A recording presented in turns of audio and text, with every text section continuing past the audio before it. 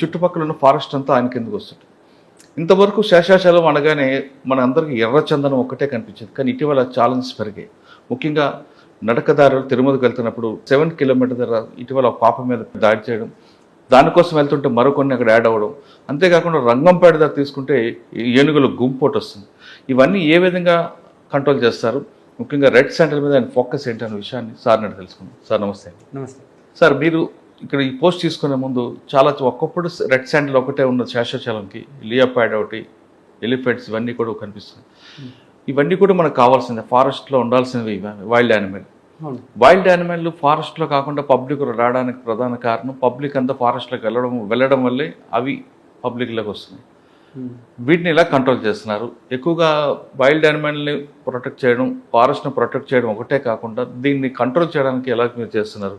ఈ రెండు ప్రశ్నలకు సమాధానం చెప్పే ముందు పి వివేక్ గారి ఫ్యామిలీ బ్యాక్గ్రౌండ్, ఈ పోస్ట్కి రావడానికి మీరు పడ్డ ట్రబుల్ ఉందా, లేదంటే కరెక్ట్గా ఫస్ట్లో వచ్చారు? ట్రబుల్ ఏమనేది మన పర్సనల్ గ్రోత్ కోసం మనము కష్టపడుతున్నాం.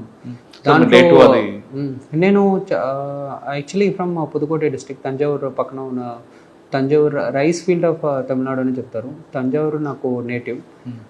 నేను చదివినదాన్ని అన్నా యూనివర్సిటీలో ఇంజనీరింగ్ చేసినాను. తర్వాత కొద్ది రోజు గ్రూప్ 2లో పనిచేసినాను తమిళనాడులో, క్లర్క్గా పనిచేసినాను. ఆ తర్వాత రిసైన్ చేసి మళ్ళీ గవర్నమెంట్ ఎగ్జామ్స్ రాసి గ్రూప్ 1 పాస్ అయినాను. అప్పుడు తర్వాత దీనికి వచ్చినాను, ఐఎఫ్ఎస్ జాబ్కి వచ్చినాను, ఇండియన్ ఫారెస్ట్ సర్వీస్కు. 2018లో సెలెక్ట్ అయినాను, 2019లో జాయిన్ అయినాను. ఓకే సార్, ఐఎఫ్ఎస్ సెలెక్ట్ అవగానే మీకు డెహ్రాడూన్ ట్రైనింగ్ ఏమిటారు? అక్కడ ఏముందండి మీకు మెమరబుల్? డెహ్రాడూన్ ట్రైనింగ్ చాలా చాలా బాగుంటాయి. Because it is very tough. More than getting selected, training face అంత టఫ్గా ఉన్నదంటే ఎవరు నో వన్ విల్ ఈవెన్ యూగించడానికి ఏమి ఉండదు. మామూలుగా 25 కిలోమీటర్స్ మనకు ఫిట్నెస్ టెస్ట్ ఉంటుంది. 25 కిలోమీటర్స్ మనము రన్నింగ్లో పోయి ఫినిష్ చేయాలి 4 అవర్స్ లోపల. అదనేది పెద్ద మామూలు వ్యక్తికి చాలా టఫ్గానే అనిపిస్తుంది. అంటే మామూలుగా చదువుతూనే ఉంటాము లైఫ్ అంతా, స్పోర్ట్స్ పైన ఫిట్నెస్ పైన చాలా ఇంట్రెస్ట్ ఉండదు. నాకు స్పోర్ట్స్ పైన ఫిట్నెస్ పైన అప్పటి నుంచే ఇంట్రెస్ట్ ఉన్నాయి కాబట్టి నాకు ఈజీగా అయిపోయింది ఫిట్నెస్ టెస్ట్ అని. మోస్ట్లీ నేను స్పోర్ట్స్ ఫిజికల్ లైఫ్లో నేను చాలా యాక్టివ్గా ఉంటాను, అందువల్ల నాకు ఈజీగా అనిపించింది. అది చాలా ఛాలెంజింగ్ కూడా ఉన్నాయి. ఏమంటే మామూలు ఒక గ్రౌండ్లో వెళ్ళి మనము రన్నింగ్ పోవడం అని ఈజీ. 5:30కు హిమాలయన్ రేంజ్లో ఒక ఏరియాలో 5:30కి వెళ్ళి రన్నింగ్ పోవాలనేది ఆల్మోస్ట్ వింటర్ అనేది సౌత్ ఇండియన్స్కు ఏం లేవు. సమ్మర్ ఉంటుంది, లేకుంటే కొద్దిగా రైనీ సీజన్, మోడరేట్ సమ్మర్ ఉంటుంది, రైనీ సీజన్ ఉంటుంది. వింటర్ అనేది కాన్సెప్టే మన సౌత్ ఇండియన్స్కి లేవు. డైరెక్ట్గా మన డెహ్రాడూన్లో వెళ్ళిపోయిన తర్వాత -4 డిగ్రీ ఉంటుంది, 1 డిగ్రీ ఉంటుంది, 4 డిగ్రీ అనేది మ్యాక్సిమం ఉంటుంది వింటర్లో. ఆ టైం అక్కడ ట్రైనింగ్ చేయడం అనేది ఒక మంచి ఛాలెంజ్గా ఉన్నాయి. చాలా బ్యూటిఫుల్ ప్లేస్. ఏమంటే Dehradun is a very beautiful place to live. మీకు ఎప్పుడైనా టైం దొరికితే డెహ్రాడూన్ మినిమం ఆ టూరిజం స్పాట్గాని మీరు తీసుకోవాలి. Such wonderful place. అక్కడ చాలా సినిమా షూటింగ్లు కూడా అవుతుంటాయి. అవును, FRA క్యాంపస్ ఉన్నాయి. That is the most beautiful campus. Because total ఇండియాలోనే అలాంటి క్యాంపస్ ఎక్కడైనా లేవని చెప్పగలుగుతాం. Because it is 100 acres of area, undisturbed actually. Sir, మీరు ట్రైనింగ్ల తర్వాత మీకు ఆల్ ఇండియా అంతా టూర్ ఉంటుంది. అక్కడ మీకు అంటే ఆల్ ఇండియాలో పర్టికులర్ అంటే తమిళనాడు కాకుండా ఇంకా ఏ ప్లేస్ బాగా నచ్చాయి? నాకు బాగా నచ్చాయంటే నార్త్ ఈస్ట్ బాగా నచ్చింది. ఏమంటే అలాంటి ఫారెస్ట్ మనం ఎక్కడేం చూడలేము. నార్త్ ఈస్ట్ అండమాన్ లైఫ్లోనే మినిమం ఒక మనిషి ఉంటే ఇండియాలో పుట్టింటే ఖచ్చితంగా they must visit north east and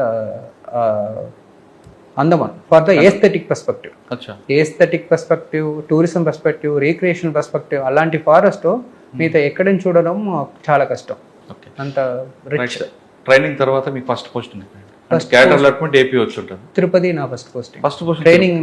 training first posting Tirupati. అప్పుడు ఎవరు డిఎఫ్ ఎవరు? అప్పుడు రవిశంకర్ అంటే ఒక ఉన్నారు, నరేంద్ర అనే ఒక ఉన్నారు. కాబట్టి 2 డివిజన్ అప్పుడు చిత్తూరు ఈస్ట్ అండ్ వెస్ట్ అనే ఉన్నాయి. అప్పుడు 2లో నేను ట్రైనింగ్ పనిచేసినాను, ప్రొబేషన్గా పనిచేసినాను. సార్, మీ ట్రైనింగ్లో ఫస్ట్ బీట్ ఆఫీసర్ నుంచి ట్రైనింగ్ స్టార్ట్ అవుతుంది? నాకు రేంజర్గా స్టార్ట్ అవుతుంది. రేంజర్ డైరెక్ట్ రేంజర్గా ఇన్ఛార్జ్ చేస్తారు. కానీ బీట్ ఆఫీసర్ కూడా కొంచెం ట్రైనింగ్ చూపిస్తారు కదా? వాళ్ళ దగ్గర మనకు అటాచ్మెంట్ ఇస్తారు, వాళ్ళ పని ఎలా ఉంటుంది, వాళ్ళు ఫుడ్ ప్యాటర్న్ ఎలా చేస్తారు. ఏమంటే మామూలుగా మిగతా డిపార్ట్మెంట్లో అసలు మనకు సంబంధమే ఉండదు. మన డిపార్ట్మెంట్ వర్కింగ్ చాలా డిఫరెంట్, బ్రిటిష్ టైప్లో ఉంటుంది. మార్నింగ్ ఫారెస్ట్కి వెళ్ళిపోతాం, ఈవినింగ్ వస్తాం. అంటే మిగతా డిపార్ట్మెంట్ దగ్గర టచ్చే ఉండదు. టోటల్ ఫారెస్ట్ ఉన్న roads, plantation maintenance, protection encroachment, మళ్ళీ వచ్చి ఒక కేసు బుక్ చేస్తే మినిమమ్ ఆ రోజే అన్నీ అయిపోతాయి. స్టార్టింగ్ ఫ్రమ్ పంచనామా రాసుకున్న వరకు మనము ఎఫ్ఐఆర్ అనేది పిఓఆర్ అనేది చెప్తాం. POR is equal to FIR. ఇక్కడ ఒక్క రోజులే అయిపోతాయి. అది మామూలుగా టైం పడతాయి. ఒక కేసు ఫైలింగ్ అనేది ఒక 3-4 days తీసుకొని నిదానంగా రాస్తారు. ఇక్కడ ప్రస్తుతం ఏం కాదు, ఆ రోజే అన్ని ఒక బీట్ ఆఫీసర్ అయితే ఈ పని అన్ని చేసుకొని నైట్ వచ్చి నైట్ కూడా పని చేస్తూ ఉంటారు. 24 hours డ్యూటీ అనేది నార్మల్ ఇక్కడ.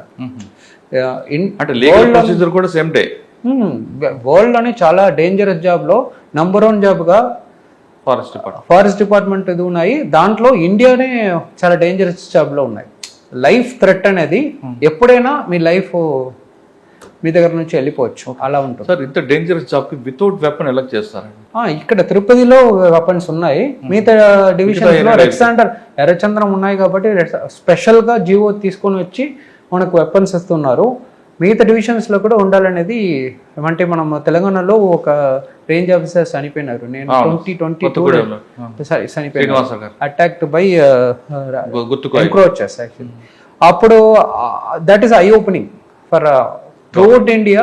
వెపన్ అనేది మినిమం ఉండాలనేది, any form of weapon at least for self protection ఉండాలనేది నా ఉద్దేశం కూడా. సార్ రేంజ్ ట్రైనింగ్ అయినప్పుడు మీరు తంజావూరు నుంచి కంప్లీట్ ఫారెస్ట్ లోకి వచ్చారు. తంజావూరు ప్లెయిన్ ఏరియా ఫారెస్ట్, కానీ ఇక్కడికి వచ్చిన తర్వాత నేచర్ బాగుంటది. కానీ నైట్ టైం భయంగానే రాలేదా? అప్పుడు చాలా యంగ్ కదా, జస్ట్ 26 years ఓల్డ్. నాకు అసలు ఏం భయం లేవు. అప్పుడు చిన్నప్పటి నుంచి నాకు అంత భయం ఏమనేది లేవు. నేను విలేజే కాబట్టి నేనే వెళ్తాను. క్యాటిల్స్ అన్ని తీసుకొని ఫార్మ్స్కి వెళ్తున్నాము వస్తాము. 50 క్యాటిల్స్ ఉంటాయి. దానికన్నా పెద్ద థ్రెట్ ఏమి ఉండదు. అప్పుడు దాంట్లో బుల్స్ ఒక 10 ఉంటుంది, మిగతా మనీ కౌస్ ఉంటుంది. చాలా డేంజర్ జాబ్ అది. అంత ఒక్క మనిషి తీసుకొని అన్ని క్యాటల్ అన్ని మళ్ళీ ఇంటికి తీసుకొని రావడం అనేది ఒక స్కిల్ ఉండాలి. చిన్నప్పటి నుంచి నాకు అలవాటు ఉన్నాయి కాబట్టి సపరేట్ గా లోన్ ఫీలింగ్ అనేది నాకు అక్కడ నుంచి ఇక్కడ వచ్చాక నాకు రాలేదు. లాంగ్వేజ్ అప్పుడు నాకు తెలీదు, అసలు ఒక వర్డ్ కూడా తెలీదు. అప్పటి నుంచి నేను నేర్చుకున్నాను. ఏమంటే లాంగ్వేజ్ మినిమం స్టార్టింగ్ పాయింట్. ఒక కల్చర్, ఒక కొత్త స్టేట్లో మనము ఒకరి దగ్గర మంచిగా మాట్లాడాలంటే మినిమం క్వాలిటీ అనేది లాంగ్వేజ్ నుంచి స్టార్ట్ అవుతుంది. నేను అప్పటి నుంచే లాంగ్వేజ్ బాగా నేర్చుకోవడానికి మొదలైనాను. అయితే అప్పుడు అవసరం లేవు. ఏమంటే చిత్తూరులో ఉన్నాను కాబట్టి that was actually undivided Chittoor district. Tirupati district it was not there. అప్పుడు అందరూ తమిళ్ మాట్లాడుతూ ఉంటారు. దెన్ నెక్స్ట్ పోస్టింగ్ కడపలో నేను తెలుగు నేర్చుకున్నాను. అందుకనే నా తెలుగు చాలా రఫ్గా ఉంటుంది. అంటే నేను మాట్లాడితే చాలామంది జస్ట్ చాలా రఫ్గా మాట్లాడారు అనుకుంటారు. That was my starting point. I learn Telugu from proper Kadapa. Okay sir, first పోస్ట్లో మీ మెమరబుల్ కేసు అంటే ఇనిషియల్ వి బుక్డ్ శాన్ మాఫియాస్కు అగేన్స్ట్గా మనం పోయినప్పుడు అటాక్ కూడా చాలా జరిగినాయి. ఇప్పుడు పుగనూరు ఏరియాలో జరిగినాయి. పుగనూరులో పట్టుకున్నాము 27 లారీస్, 15 ట్రాక్టర్స్, 3 JCB ఒక నైట్లో పట్టుకున్నాం. That was a 3rd day. నేను వచ్చాక 3rd day జరిగింది. మామూలుగా స్మగ్లింగ్ అనేది 2 to 4 జరుగుతాయి నైట్ టైం.